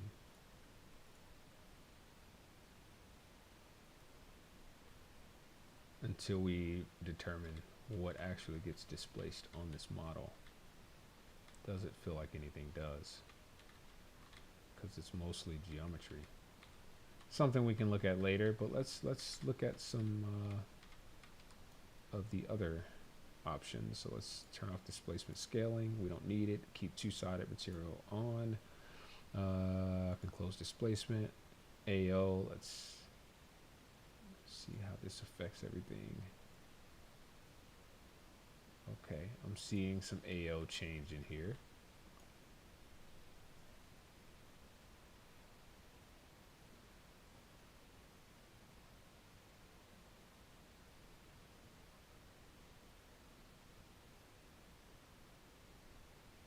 So I guess it really depends on the setting, where I end up placing this model.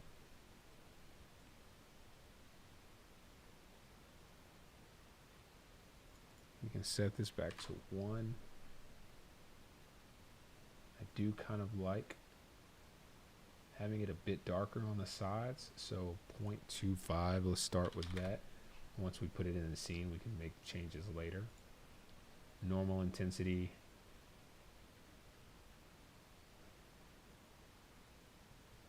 You can see how that really affects the wood. So I like to exaggerate it to see like really what changes. Set that back to 1. Base roughness.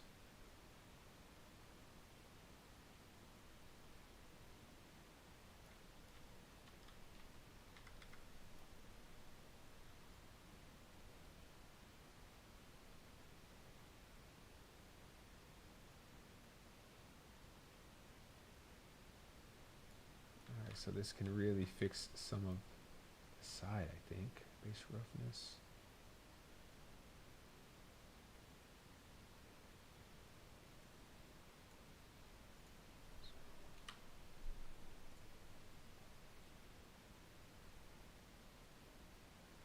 Yeah, so let's keep that at 1. And metallic.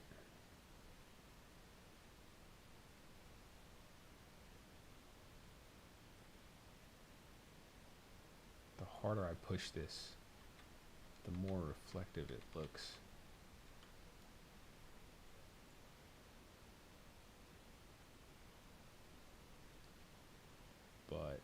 part of the texture has this really worn look that I would like to kind of get rid of.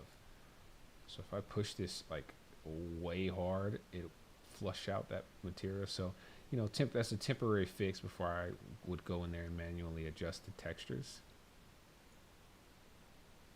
Let's set it back to 1. I just like to see what's what in the material. And I would even go so far as to enable a base specular and see kind of how I can get that guitar surface to glow like it's supposed to. Oh boy, to be like reflective. Yezerski, that looks pretty good. That's how my guitar really looked. It was shiny like that. And this is what you would do like if you're doing car automotive visualization. That is how my guitar looked. Same color, same.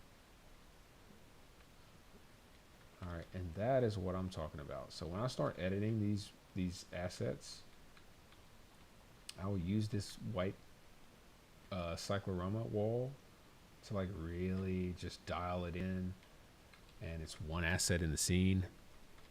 And then I can go in there and say, okay, this is good for now. We'll come back and modify this another time. I can drop this back into the scene later. But for now, we've got my gizmo like kind of appropriately set, I think.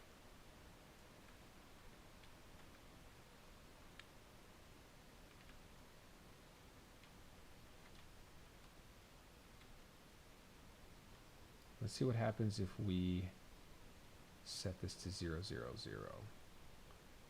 Rotation. Okay, puts it back exactly where it's supposed to be. All right, undo.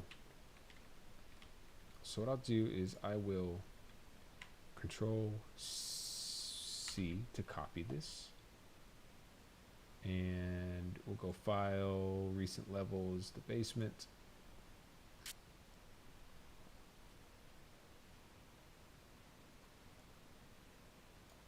Right click, edit, paste here, and then I wonder if I can world align.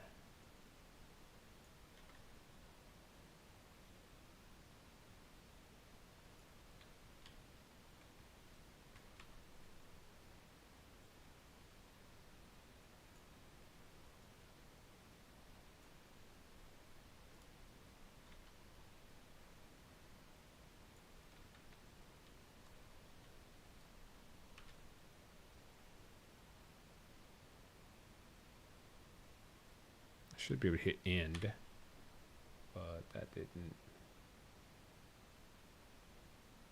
All right, so that's about where it's supposed to be.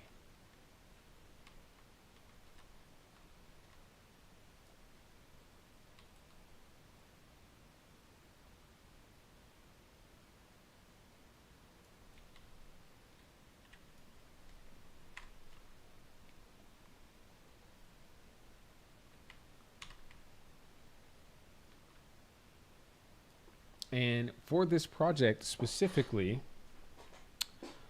what I can do is I can click on this now, and in my blueprints, I can convert this to a blueprint. I'm going to do harvest components. I'll go into my guitar folder, which I think is already selected, but let's just make sure. Go imported assets, excuse me, electronics and instruments and the guitar, hit OK. I'm going to call this BP underscore SM, or I can just say guitar Gibson ES 335, and then hit select. It's going to harvest a static mesh actor inside of the blueprint. I'm going to set this to be, I'm going to change the name of it, obviously. So, guitar.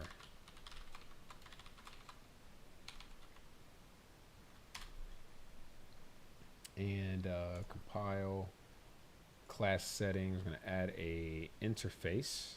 So we're going to do grab. And I wonder if there's another one. So BPI interact Device status, touch, view cam mirror. All right, so just grab is all I need. Compile. Let's save and let's see if I can grab this in PIE.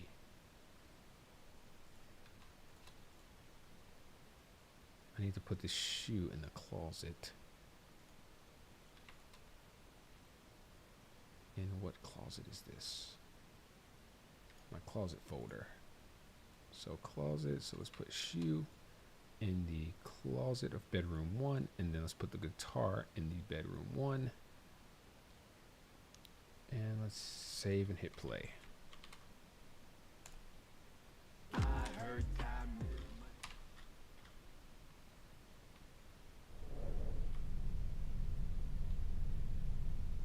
So we got a lot of stuff just kind of happening in here. I need to figure out. I did change my settings to max cinematic. So let's go back to high. Let's hit play again.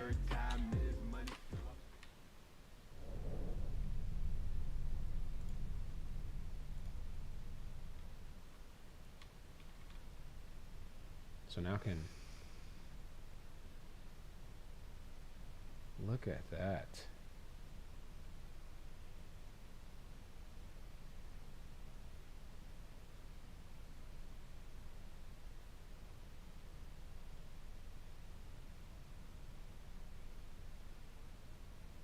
And I think I can lay the guitar down to have it. Maybe it depends on how you pick it up.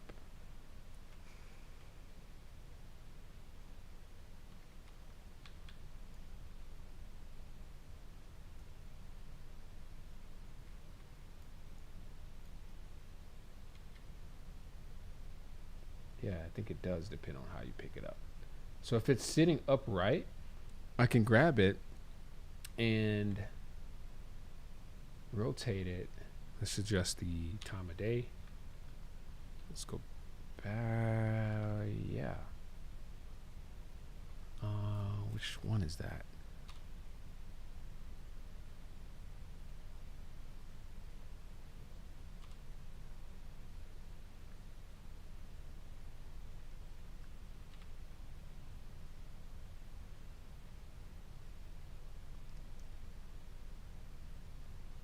Oh, look at how bright and gorgeous.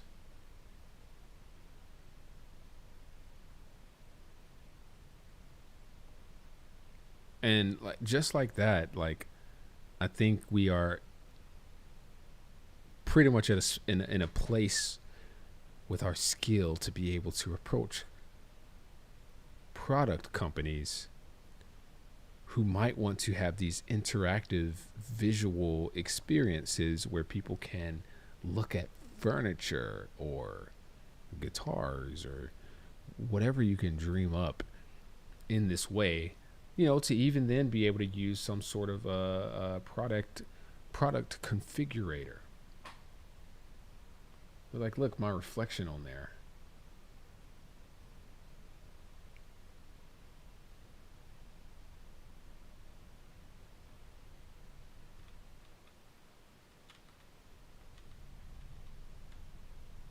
Don't want to drop it on the dog. So if I just kind of let it go a little bit, I can slowly lay her down. Ooh.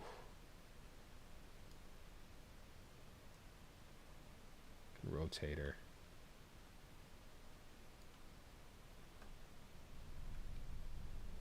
And I gotta say, this shit is pretty cool. Shit is pretty cool. What was the other thing I brought in here? The shoe. Alright, so then what I would have to do is I have to go into the closet. I'd grab the shoes. I'll do a control E. Let's do collision, remove collision, and then add a nice convex hole. I usually just, even if it's 500,000, I think what gets applied to it is like something that I'm usually satisfied with in terms of the quality of the collision. No matter if it's a shoe or something really large. And it probably doesn't have to be that complex, but I will optimize for collisions a little bit later. And that's great. I think this is a good collision. I like the accuracy that comes from this. I save this so it applies to both meshes. In the content browser, I can go under physics. We'll set this to like a 1 kilogram. Let's go to Google again. How much mass is a shoe? Everybody wants my furniture that I spent $3,000 for, and they want it for $300. 2 ounces. So yeah, I mean, we'll keep it at 1 kilogram, even if that isn't accurate. Save. Grab both of these objects. Let's do a convert to blueprint, harvest components, put this in our Nike folder. So this is going to be under imported assets, closet, clothing, Nike SB Chunky. Okay, we'll call it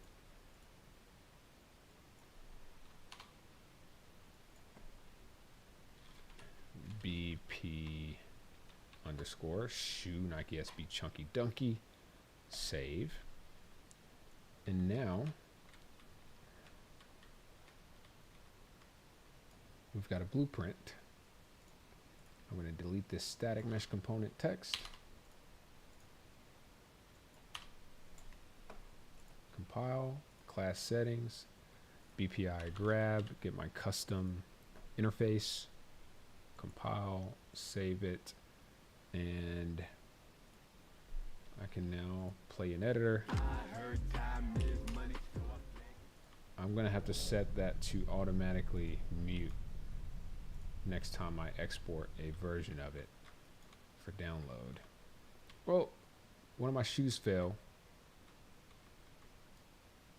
Oh, that's hilarious. Control E. We're going to take the collision and set it to complexity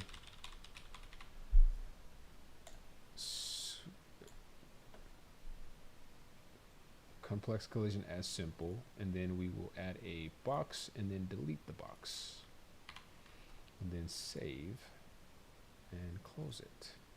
Guess I need to do that for all the other ones now and then too. Control E, complexity, complex as simple, add box and delete box. Save. That just helps the collision show up. Got 2 more, one in this bathroom. Control E. Let's go ahead and get it out of the way. Complex. You can even add a capsule and then delete it.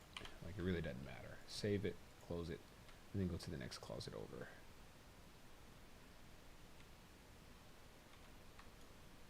Control E. Complex. Add a sphere, delete it, save it, and hit play and mute.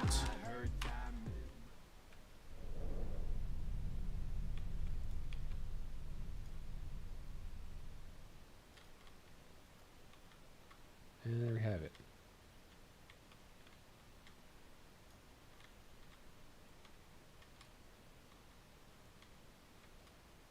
Now I cannot move this one. Maybe it's stuck, or I didn't have it.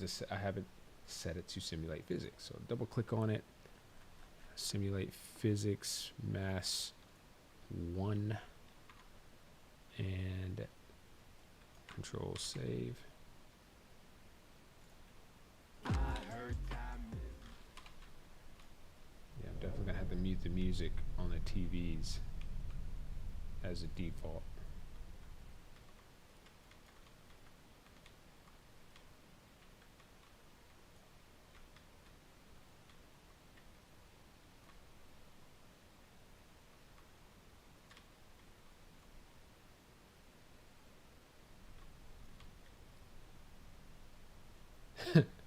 No collision on the bed. Whoops. But that's awesome. So there we have it. We got a blueprint here. And yeah. I'm pretty satisfied with like, what the hell is this? What is this? Oh, that's the post-process file. Why in the world is it right there? It's unbound. It needs to be reset to 0. The heck?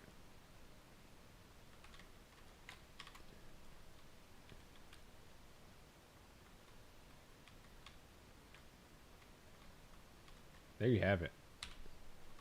Lots of fun. Whole lot of fun.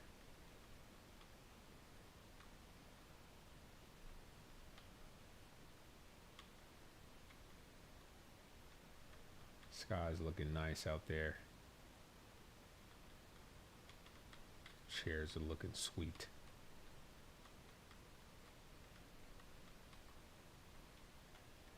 Now to do some landscaping and finish the rest of this house. All right, I'm out.